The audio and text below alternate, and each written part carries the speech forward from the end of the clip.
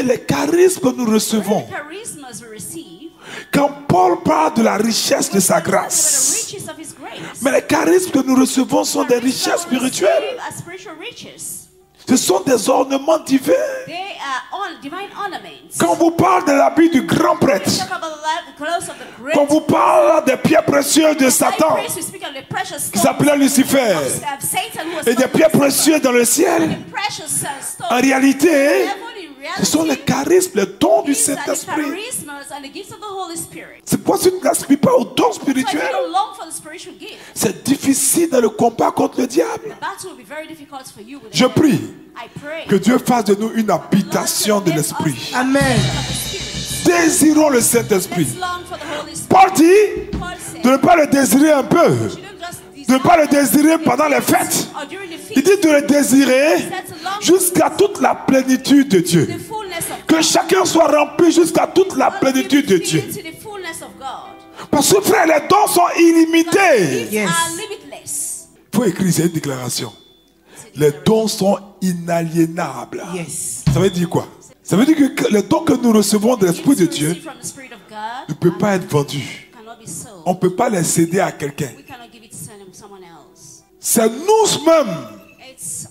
S'il nous arrive d'attrister le Saint-Esprit par le péché, c'est nous-mêmes qui allons empêcher l'Esprit de Dieu de nous manifester cette croissance spirituelle. C'est pourquoi, normalement, quand l'Esprit de Dieu travaille en nous, il y a des fruits qui doivent se voir. Et Paul nous a décrit ces fruits-là. Prie toutes les langues du monde. Mais s'il n'y a pas ces fruits-là, tu es un figuier maudit. Et quels sont ces fruits de l'Esprit? Il dit l'amour, la joie, la paix, la patience, la bonté, la bienveillance, la fidélité, la douceur, la maîtrise de soi. Galates 5, verset 22. Et le vendredi, quelqu'un a posé une question. Quel est le signe que, je paraphrase, asseyez-vous s'il vous plaît, qu'une église agit en Dieu et que les charismes qui sont manifestés sont des véritables charismes? Vous vous rappelez de la question? Vous savez, pour ce qui est de son œuvre, qu'il est venu accomplir pour la fin des temps, au-delà des charismes, quand le Saint-Esprit nous orne de charismes, son but ultime, c'est de nous présenter à Christ comme une vierge pure. 2 Corinthiens 11, je crois, verset 2. Rappelez-vous, Apocalypse 22, verset 17. Jean dit, l'Esprit et la fiancée disent, viens, Seigneur Jésus. Maranatha. Donc l'Esprit est le lien de l'amour qui nous unit à Christ. Et donc cette union-là va exiger de nous l'état de la virginité. Tu ne peux pas aller te marier avec une sainte vierge. C'est maintenant que les filles se marient sainte vierge. Même en Afrique, même dans nos traditions. Et souvent, je bénis nos frères Moussi là qui ont gardé ça. L'Esprit vient nous préparer. Il vient renouveler notre esprit pour que nous redevenions vierges. Avant, ton fiancé va dans la chambre avec toi. Tu n'es pas vierge. C'est le père même qui rentre te tue. Parce que tu as humilié la famille. Mais maintenant, mon Dieu, dans l'esprit quand il vient, n'oubliez pas. Donc si un don spirituel ne te conduit pas à être paré des ornements, des habits de sainteté, de pureté, ne te rend pas vierge pour te préparer au mariage avec l'époux, il faut faire attention. Il y a un mariage qui va être célébré. À l'époque, la beauté de la mariée, ce n'était pas dans la quantité de la poudre de make-up sur son visage. C'était sa virginité. C'est pourquoi Pierre dit que votre parure ne soit pas extérieure. Faites des bijoux, de make-up, de faux cils, de faux lèvres, de faux tout. Mais que votre parure soit intérieure. Amen. Donc, bien aimé, pour l'union de l'épouse et de l'époux, et donc de l'église de Jésus, vous comprenez que c'est l'esprit qui est amené à travailler pour que l'âme parvienne à l'état de virginité spirituelle. Et quand vous lisez le thème de la Pâque, beaucoup n'ont pas été interpellés par ça. On dit Pentecôte, fête de la très sainte Trinité. Pourquoi? Pourquoi? Parce que c'est l'esprit qui en vérité nous révèle le mystère de la Trinité. Rappelez-vous de ce que le Seigneur a dit. Il a dit ce jour-là, vous connaîtrez que je suis à mon Père et mon Père est en moi. Jean chapitre 14 verset 20. Et il poursuit en disant, vous connaissez l'esprit car il demeure en vous et il sera en vous. Donc c'est l'esprit, comme dit Jésus, qui nous conduit dans toute la vérité de l'écriture. Et Paul dit en Corinthiens chapitre 2 verset 10, l'esprit sonde les profondeurs de Dieu. Yes. Lève-toi, bas des pieds, bas des mains, demande, prie en langue. Pour ceux qui prient en langue, demande à l'esprit de sonder les choses pour toi, les mystères pour toi. Demande à Dieu. Demande à Dieu. Alléluia. Paul dit l'esprit sonde les profondeurs de Dieu. Ça veut dire quoi? Que l'esprit n'a pas de limite à la connaissance. L'esprit n'a pas de limite par rapport au mystère de Dieu. Et c'est pourquoi pour nous orthodoxes, le vrai théologien c'est le mystique. C'est pas celui qui allait étudier l'hébreu, le grec jusqu'à sa tête est remplie. Non. Mais moi je suis choqué en Europe, surtout en Italie. Tu vois des théologiens qui sont arrêtés, on dit les docteurs, puis ils fument. D'autres même sont athées. Donc Pentecôte, c'est la fête où l'esprit nous amène au niveau de la Trinité. L'esprit nous permet de découvrir et de pénétrer l'infini, pas dit l'infinie beauté, la richesse et la gloire de Dieu. Donc quand le Saint-Esprit agit, nous tous on l'a expérimenté, non? Le jour où il t'a convaincu de péché, que nous tous on est sortis au sourire comme ça, on dirait que tout est beau.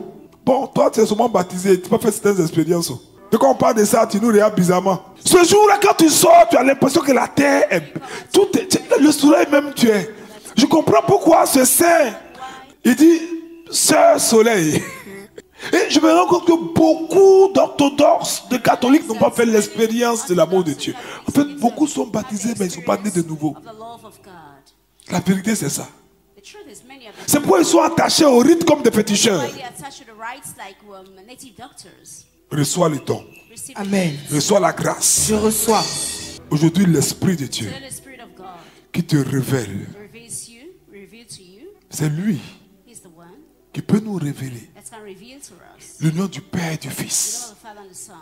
Frère, le Saint-Esprit de Dieu nous donne la révélation que Dieu est unité de trois. Comment on peut comprendre ça? Si ce n'est pas le Saint-Esprit, que Dieu est trinitaire. Et c'est pourquoi sur la terre, l'Esprit dévoile cette même unité qui est dans l'Église. Et c'est pourquoi là où il y a l'Esprit, il doit avoir l'unité. Une personne qui a l'Esprit est une personne d'unité. Parce que c'est par l'Esprit que l'Église devient ce que j'ai envie d'appeler la collection des membres d'un seul corps. C'est pourquoi pour nous l'Église, c'est comme l'a dit un saint. Vous vous rappelez Actes chapitre 1, chapitre 2. Il dit la multitude de toutes les nations qui sont sur le ciel. Chacun les entendait parler dans sa langue des merveilles de Dieu. Ça c'est l'Esprit qui donne l'Église. Et qui fait que je peux être avec un Chinois, un Togolais, un Russe, un Sénoufo. C'est l'Esprit qui fait que l'Église est désormais le rassemblement du troupeau. Et ce troupeau-là, ce troupeau d'hommes, est sous l'autorité d'un seul berger qui s'appelle Jésus-Christ de Nazareth. Amen. C'est pas normalement la première œuvre que l'Esprit doit faire. Il commence déjà par se frayer un chemin dans ton cœur par un mécanisme divin qu'on appelle la repentance. Si tu ne t'es jamais repenti, tu n'es pas chrétien. C'est pourquoi le premier message de l'église, Jean-Baptiste, le précurseur, l'a enseigné. Même Pierre, même à la Pentecôte, l'a enseigné. Repentez-vous. C'est le préalable. Une fois que tu reconnais ta déchéance en tant qu'être humain, une fois que tu reconnais ta pauvreté, alors comme dit l'Écriture, nous allons recevoir le don. Parce que quand nous acceptons vraiment Jésus, si vraiment nous l'acceptons, l'Esprit peut venir. Il peut venir de lui-même librement. Il peut venir soit par le moyen de l'enseignement. Pendant que tu m'écoutes, il vient sur toi. Il peut venir par le moyen de la communion eucharistique. C'est pourquoi on dit que l'Esprit est dans les sacrements. Mais vraiment, souvent, les orthodoxes et les catholiques croient que c'est seulement dans ça qu'il est. Mais comment on peut limiter l'Esprit comme ça? D'autres même peuvent ne pas être appelés à communier. Hein? Peut-être même parce qu'ils ne sont pas dans les règles canoniques. Mais comme les disciples d'Emmaüs, au moment de la fraction du pain, donc de l'élévation, l'Esprit descend sur eux. Mon Dieu. Il est libre. D'autres aussi, ça sera au moment de la prière. Parce qu'il a dit, la promesse est pour vous, pour vos enfants et pour ceux qui sont au loin, en aussi grand nombre que le Seigneur, notre Dieu, les appellera. Dis Amen 3 fois. Amen, Amen, Amen. Et c'est l'Esprit normalement qui doit multiplier le peuple. Mais aujourd'hui, dans beaucoup d'églises, les gens vont chez des féticheurs pour multiplier le peuple. Non, c'est l'Esprit qui est normalement la puissance de multiplication. Parce que la Bible dit que le Seigneur ajoutait chaque jour à l'église ceux qui étaient sauvés. C'est l'Esprit normalement qui doit ajouter. Nous ne cherchons pas d'autres manières, d'autres méthodes pour ajouter. Parce qu'aujourd'hui, par la communication, par l'influence des francs-maçons, par leur soutien, on peut ajouter. L'Esprit Saint, c'est lui qui a pour rôle d'unir tous ceux qui sont sur la terre comme au ciel. C'est l'Esprit qui unit la Trinité à toutes les autres entités. Frère, on a besoin de lui. Je ne sais pas si tu veux être chrétien ou bien tu veux être simplement un participant d'une religion. Tu as besoin de lui. C'est ce qui a fait que quand il est descendu sur les apôtres, quand quelqu'un est méchant, il n'aime pas partager, il n'a pas l'esprit. Quand l'esprit descend, la Bible dit que tous ceux qui sont descendus dans le même lieu, ils partageaient, ils mettaient tout en commun. Quand vous voyez dans une église, quelqu'un commence à ne plus déclarer ses offrandes, à ne plus payer des dîmes, à se cacher, ah mais celui-ci trop. C'est l'esprit d'Anania et Saphira. Il est mort spirituellement. Dans une parabole de mon Seigneur, quelqu'un pendant moins 3 mois refusait d'amener sa nouvelle voiture à l'église parce que les gens se rendent compte qu'il a eu une promotion. Possible pas que ses cotisations augmentent. Donc là où l'esprit agit matériellement et aussi spirituellement. Amen. Par l'action du Saint-Esprit, l'église terrestre est une église qui est visible. Ça veut dire quoi? Ça veut dire qu'on voit une maison. Et c'est pourquoi je vous exhorte, si vraiment l'Esprit de Dieu vous habite, de nous aider à équiper les paroisses. Parce que là où l'Esprit est, il y a ces signes visibles, il y a une maison. Il y a des rites.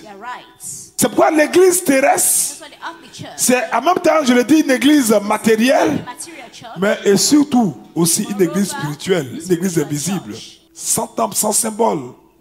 L'évangélique est mon frère, le catholique est mon frère. C'est très important. Alors je peux prier avec lui, je peux venir à ses prières. Vous savez, aujourd'hui, les gens se cachent derrière les règles. Ah, tel n'est pas dans une église officielle, tel n'est pas canonique. Quelqu'un allait et puis un prêtre grec lui a dit quelque part, vous êtes orthodoxe? Moi aussi je prie avec Monseigneur Achia. Non, lui c'est pas un vrai orthodoxe. Pourtant il draguait la soeur de la dame là. Et la dame dit à sa soeur, tu comprends pourquoi on ne doit même pas aller chez lui-même. L'église est invisible. Ne vous laissez pas piéger parce que les hommes vont nous faire rater le ciel. Aujourd'hui nous avons le discernement. Nous sommes des adultes. D'ailleurs même qu'est-ce que l'apôtre Jean dit? Par parlant de cette dimension de l'église qui est invisible, il dit, je ne vis point de temple dans la ville, car le Seigneur Tout-Puissant est son temple, ainsi que l'agneau. Apocalypse chapitre 21, verset 22. Donc, normalement, je suis quelque part en voyage. J'entends quelqu'un prier. Je vais taper Coco, frère, est-ce qu'on peut prier ensemble? Même les musulmans font ça. Ils vont dans une ville, ils cherchent où est un frère musulman pour aller prier. Mais nous, tellement le démon nous a divisés. C'est pourquoi toute personne qui n'est pas dans le courant œcuménique, pour moi, il n'a pas l'esprit de Dieu. Parce que l'esprit unit le corps du Christ. L'esprit nous met ensemble. Je regarde les fruits de l'esprit qu'il porte. Voyez pourquoi j'ai dit notre église, on préfère être une église autocéphale, indépendante. J'aime pas les bizarreries là. Il y a une histoire imaginaire, ils viennent m'écrire encore. Ah, on voit que vous avez, donc on veut vous proposer, vous aurez une carte bancaire, plusieurs cartes bancaires, vous aurez. Nous on a besoin de ça. Nous on a besoin du feu. Du feu. Yes, du feu. Yes, du feu. Yes, du feu. Parce que l'esprit est la puissance de la Trinité. Amen. L'esprit de Dieu. Dieu veut qu'il agisse. Il veut. Vous savez, même le Père et le Fils n'agissent que par l'énergie que leur donne le Saint-Esprit. Et toi, tu ne comptes pas sur lui pour agir. Dis-moi ton voisin, c'est que tu comptes sur quelque chose d'autre. Je vous en supplie, écoutez-moi très bien, un autre élément de discernement. Vous voyez un chrétien qui est trop sur les rites. Faut comme ça, faut faire à gauche, faut comme ça. C'est pas mauvais les rites, hein. Parce que l'esprit aussi anime. On a vu tout à l'heure les sacrements, n'est-ce pas? Mais lui, tu le vois passant et puis il ne désire même pas. L'esprit de Dieu, c'est dangereux. Parce que le Saint-Esprit, dis à ton voisin, c'est la puissance même du Père. C'est la puissance même du Père. Paul dit, c'est lui qui met en nous le vouloir et le faire. Regardez le mouvement que je fais. Le vouloir et le faire.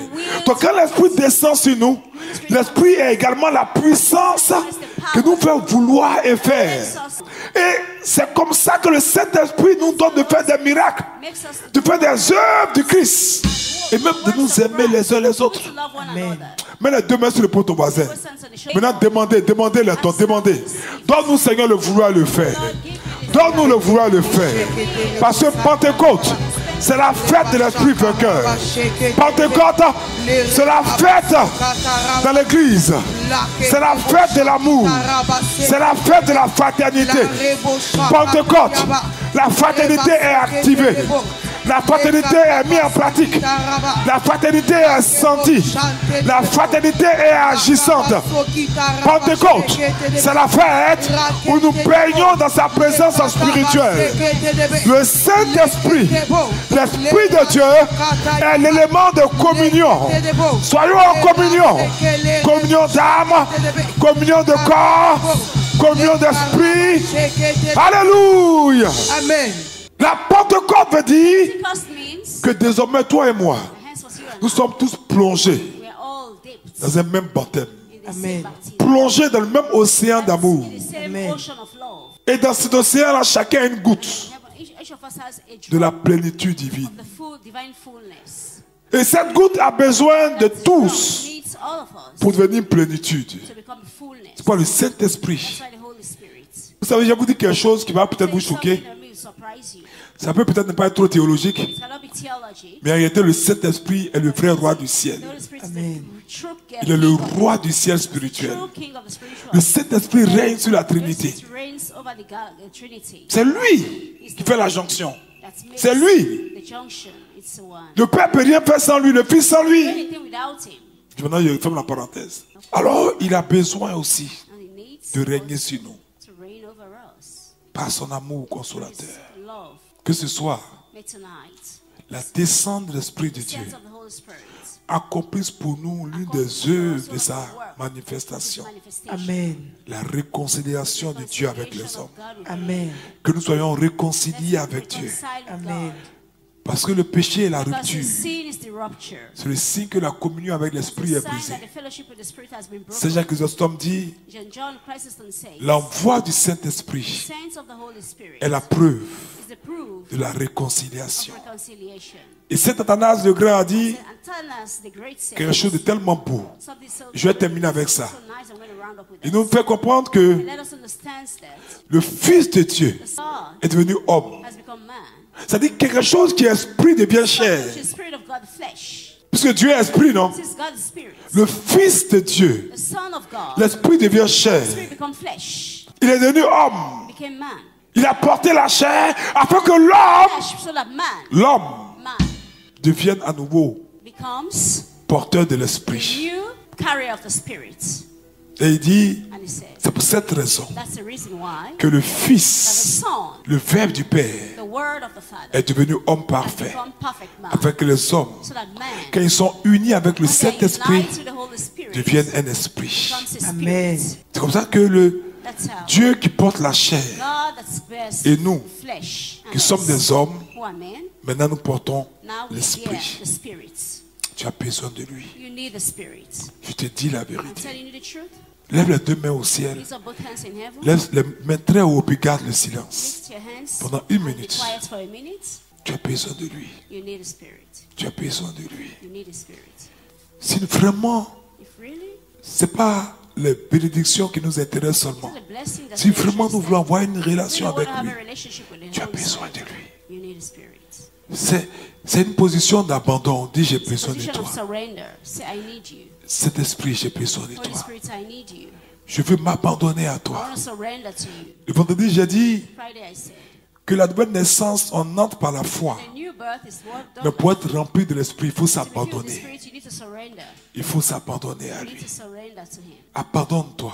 Surrender yourself. Abandonne ta raison. Surrender your reason. Abandonne ton raisonnement. Surrender your way of reasoning. Abandonne tes convictions. Surrender your conviction. Abandonne ton conviction. caractère. Surrender your Abandonne tes character. principes. Surrender your. Vous savez ce que j'ai découvert? You know what I discovered? Le Saint-Esprit m'a enseigné il n'y a pas The Holy longtemps Spirit taught me not long ago. que l'adage qui dit quand on t'envoie, il faut savoir t'envoyer là, c'est démoniaque. To send yourself is Parce que celui qui obéit ne se trompe pas. As who obeys doesn't make a mistake. Et c'est pourquoi tous les disciples sont morts. That's why all the disciples died. Quand le Saint-Esprit t'envoie, il t'envoie. When the Holy Spirit sends Ne you, he dilue sends pas you. ton zèle. Don't just leave it alone. Désire-le. Abandonne-toi à lui. Desire. Abandonne-toi à Surrender, lui. surrender to the Holy Je Spirit. t'assure, si ce mouvement intérieur est vrai, Inward. tout à l'heure j'ai dit, si nous montons, I just said that il if descendra I pour nous comes rejoindre. down to join Mais si nous ne us, montons pas, il ne viendra pas à notre will rencontre. not come to our Si ce mouvement est vrai, This movement is tout à l'heure, just now. l'un des premiers aspects, One of the first il aspects descendra dans l'Eucharistie, par l'épiclèse. Et quand nous allons communier, and when we're going to communion, je prie I pray que dès que l'Eucharistie et son sang when touchent ta once the bouche, carries that the blood que les touches dons your se mouth, manifestent, the gifts manifest. que les guérisons prennent place, Healing takes Amen. que les démons quittent le corps, Demon leaves your body. que la puissance de Dieu tombe The sur power toi, of God comes Amen. on you. que les dons et les charismes se déploient en toi. Be deployed Amen. in you. Commence à dire merci à Dieu. You need to thank the Lord. Merci à Dieu. Thank you. Merci à Dieu. Merci, Seigneur. Merci à Dieu. Oh,